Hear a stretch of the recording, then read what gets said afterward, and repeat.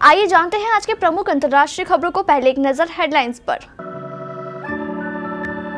मोदी जीते तो अमित शाह को प्रधानमंत्री बनाएंगे, अगले 2 महीने में योगी को निपटाएंगे। बीजेपी पर सीएम केजरीवाल का बड़ा हमला।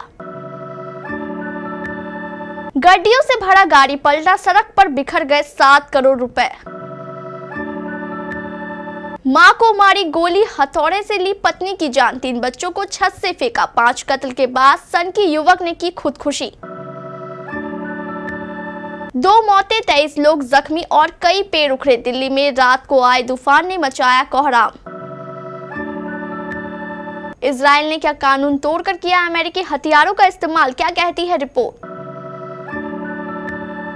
रूस ने यूक्रेन के खिलाफ खोला नया मोर्चा, विक्ट्री डे के बाद पुतिन ने खार्किव पर किया हमला। क्रिप्टो एक्सचेंज बाइनेंस से हटाई जा सकती है पाबंदी। कानूनी पचड़े में फंसी करीना कपूर खान, किताब के नाम में लिखा बाइबल। को तगड़ा झटका, ऋषभ पंत पर लगा आईपीएल में एक मैच के लिए बैन।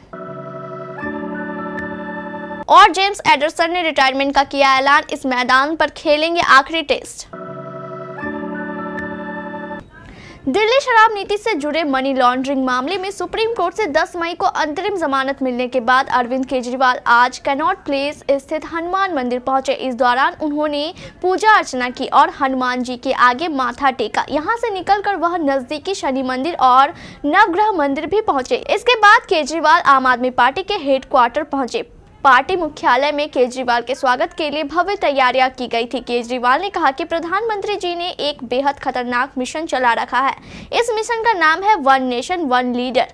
इसके तहत वह देश के सारे नेताओं को खत्म करना चाहते हैं। वह इसे 2 स्तर पर चला रहे हैं। जितने विपक्ष के नेता हैं उन्हें जेल भेजेंगे और जितने बीजेपी के नेता हैं उन सबको निपटा देंगे। उनकी राजनीति खत्म करते जाएंगे। विपक्ष के नेता मनीष सिसोदिया, संजय सिंह, सत्येंद्र जैन केजरीवाल को जेल भेज दिया। हेमंत सोरेन को जेल भेज दिया। ममता दीदी के कई मंत्रियों को जेल भेज दिया। स्टालिन के कई मंत्रियों को जेल भेज दिया और केरला के भी सीएम के पीछे पड़े हैं। आंध्र प्रदेश में शनिवार को एक बार फिर भारी मात्रा में नकदी जब्त की गई। इससे पहले शुक्रवार को भी एनटीआर जिले में 8 करोड़ रुपए जब्त किए गए थे। ताजा मामला राज्य के पूर्वी गोदावरी जिले का है, जहां शनिवार को गत्ते की पेटियों में छिपाकर 7 करोड़ रुपए ले जाए जा रहे थे। दरअसल नल्ला जरला मंडल के अनंतपल्ली में एक लॉरी की टक्कर से एक टाटा एस वाहन पलट गया और यहीं से भेद खुल गया। स्थानीय लोगों ने देखा कि उस वाहन में बोरों के बीच नकदी के साथ गत्ते के बक्से ले जाए जा रहे थे और उन्होंने पुलिस को सूचित किया। जब्त की गई रकम करीब 7 करोड़ रुपए की बताई जा रही है। यह घटना तब हुई जब वाहन विजयवाड़ा से विशाखापट्टनम की ओर जा रहा था। हादसे का शिकार हुए टाटा एस वाहन के चालक को चोटें आई हैं और उसे इलाज के लिए गोपालपुरम अस्पताल में भर्ती कराया गया है। यूपी के सीतापुर में एक ही परिवार के 6 लोगों की मौत से हड़कंप मच गया है। रिपोर्ट के मुताबिक युवक ने मां, पत्नी और बच्चों की निर्मम हत्या कर दी। आरोपी ने अपनी मां की गोली मारकर हत्या की, जबकि पत्नी की हथौड़े से मारकर जान ले ली। घटना मथुरा थाना क्षेत्र के पल्हापुर गांव की है। इसके बाद आरोपी ने अपने 3 बच्चों को छत से नीचे फेंक दिया, जिससे उनकी मौत हो गई। परिवार के 5 लोगों की हत्या के बाद आरोपी ने खुद को गोली मारकर खुदकुशी कर ली। शुरुआती रिपोर्ट के मुताबिक आरोपी नशेड़ी था और मानसिक रूप से परेशान रहता था। पल्हापुर में किसान वीरेंद्र सिंह के बेटे अनुराग सिंह ने बीती रात इस हत्याकांड को अंजाम दिया। मानसिक रूप से विक्षिप्त अनुराग सिंह ने मां सावित्री देवी, पत्नी प्रियंका सिंह, बेटी आशवी, बेटा अनुराग और बेटी आरना की मौके पर ही मौत हो गई। वहीं आद्विक ने इलाज के दौरान ट्रोमा सेंटर में दम तोड़ दिया। घटना को अंजाम देने के बाद अनुराग सिंह ने खुद भी खुदकुशी कर ली। सुबह घटना की सूचना मिलते ही पूरे गांव में कोहराम मच गया। दिल्ली में शुक्रवार की शाम को धूल भरी आंधी, तूफान और बारिश देखी गई, जिसकी वजह से दिल्ली एनसीआर के कई इलाकों में पेड़ गिर गए। तेज हवाओं से गिरे पेड़ की चपेट में आने से 2 लोगों की मौत हो गई और अलग अलग हादसों में 23 लोग घायल हो गए। वहीं दिल्ली पुलिस को पेड़ उखाड़ने से संबंधित 152 कॉल, इमारतों की क्षति से संबंधित 55 कॉल और बिजली कटने से संबंधित 202 कॉल दर्ज किए गए। दिल्ली और आसपास के इलाकों में कल शुक्रवार की रात धूल भरी आंधी चलने के बाद राष्ट्रीय राजधानी में मौसम में बदलाव महसूस किया गया। तेज आंधी की वजह से कई इमारतें क्षतिग्रस्त हो गई, जिसकी चपेट में आने से 17 लोग घायल हो गए और पेड़ गिरने से 6 लोग घायल हो गए। शुक्रवार शाम आई आंधी के दौरान दिल्ली पुलिस कंट्रोल रूम में कुल 409 कॉल रिकॉर्ड की गई। अमेरिका ने आशंका जताते हुए कहा कि इजराइल ने गाजा युद्ध के दौरान कुछ मौकों पर अंतर्राष्ट्रीय मानवीय कानून का उल्लंघन कर उसके हथियारों का इस्तेमाल किया होगा। अमेरिकी विदेश मंत्रालय ने कहा कि हो सकता है कि इजराइल जिन दायित्वों से बंधा हुआ है उसका उल्लंघन हुआ हो, लेकिन इस बात का आकलन करना सही है कि अमेरिका की ओर से सप्लाई किए गए हथियारों का किन हालातों में और कैसे हुआ है। हालांकि अमेरिका ने यह भी कहा है कि उसकी ओर से जो आकलन किया गया है वो अपर्याप्त जानकारियों के आधार पर है। 9 मई को रूस ने विक्ट्री डे मनाया। इसके बाद 10 मई को यूक्रेन पर हमले तेज कर दिए हैं। रूसी सेना ने उत्तरी यूक्रेन के अंदर 2 सीमा पार कर हमले किए।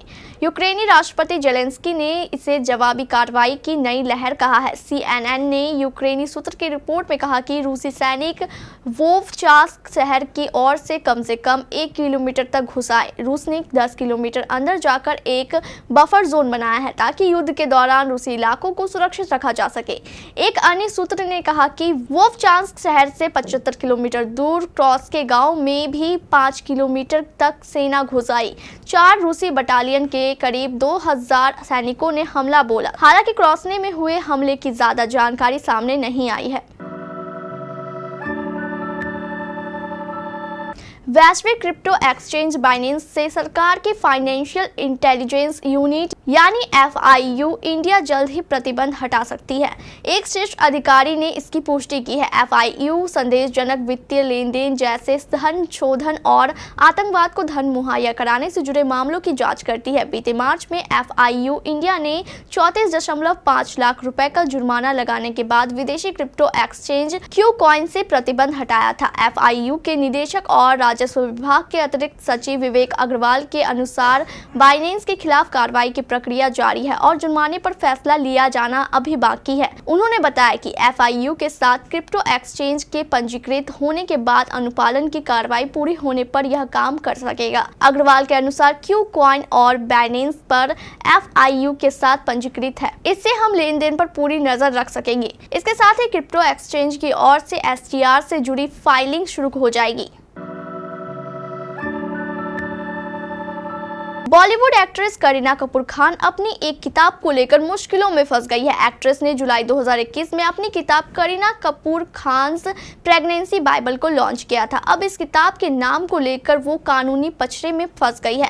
एक वकील ने किताब के टाइटल में बाइबल शब्द का इस्तेमाल करने पर आपत्ति जताई और एक्ट्रेस के खिलाफ हाई कोर्ट में याचिका दायर की है। ऐसे में करीना को कोर्ट से नोटिस भेजा गया है। जानकारी के मुताबिक बॉलीवुड एक्ट्रेस करीना कपूर खान की मुश्किलें बढ़ सकती है। हाई कोर्ट ने करीना को नोटिस जारी किया है। उनकी किताब के टाइटल को लेकर आरोप लगाया गया है कि एक्ट्रेस ने किताब के नाम में बाइबल शब्द का इस्तेमाल कर ईसाई समाज की धार्मिक भावनाओं को आहत किया है। जबलपुर सिविल लाइन निवासी क्रिस्टोफर एंथोनी ने हाई कोर्ट में करीना कपूर खान के खिलाफ मामला दायर कर उन पर आपराधिक मुकदमा दर्ज कराने की मांग की है। इंडियन प्रीमियर लीग खेल रही दिल्ली कैपिटल्स टीम को तगड़ा झटका लगा है। उनके कप्तान ऋषभ पंत को सस्पेंड कर दिया गया है। ऋषभ पंत को राजस्थान रॉयल्स के खिलाफ मैच में दिल्ली कैपिटल्स के स्लो ओवर रेट अपराध के कारण एक मैच के लिए बैन किया गया है। वहीं पंत पर 30 लाख रुपए का जुर्माना लगाया गया है। दिल्ली कैपिटल्स के कप्तान ऋषभ पंत पर IPL कोड ऑफ कंडक्ट का उल्लंघन करने के लिए एक मैच के लिए बैन किया गया है। दरअसल पंत की टीम ने राजस्थान रॉयल्स के खिलाफ इंडियन प्रीमियर लीग 2024 के मैच नंबर 56 के दौरान स्लो ओवर रेट के तहत गेंदबाजी की थी। वह मैच दिल्ली के अरुण जेटली स्टेडियम में 7 मई 2024 को हुआ था। इंग्लैंड के दिग्गज तेज गेंदबाज जेम्स एडरसन ने क्रिकेट से रिटायरमेंट का ऐलान कर दिया है। एडरसन अपना आखिरी टेस्ट मैच इस साल जुलाई महीने में वेस्टइंडीज के खिलाफ क्रिकेट के मक्का लॉर्ड्स में खेलेंगे। यह टेस्ट मैच 10 से 14 जुलाई के दौरान होगा। 41 साल के एडरसन ने साल 2003 में लॉर्ड्स में अपना टेस्ट डेब्यू किया था। वह 187 टेस्ट मैचों में 700 विकेट ले चुके हैं। एडरसन 700 टेस्ट विकेट के एवरेज पर पहुंचने वाले पहले तेज गेंदबाज है। एडरसन ने इस साल भारत के खिलाफ धर्मशाला टेस्ट मैच में कुलदीप यादव को आउट करके 700 विकेट पूरे किए थे। एंडरसन ने रिटायरमेंट को लेकर कहा, लॉर्ड्स में इन गर्मियों में खेले जाने वाले टेस्ट मैच मेरा आखिरी टेस्ट होगा। इस खेल में अपने देश का प्रतिनिधित्व करना, जिसे मैं बचपन से पसंद करता, मेरे लिए यह 20 साल का काफी अविश्वसनीय रहे। मैं इंग्लैंड के लिए खेलना बहुत मिस करूंगा, लेकिन मुझे पता है कि अब इस खेल से हटने और दूसरों को मौका देने का सही समय है। उनके सपनों को वैसे ही साकार करें जैसे मेरे हुए हैं, क्योंकि इससे बड़ी कोई अनुभूति नहीं है।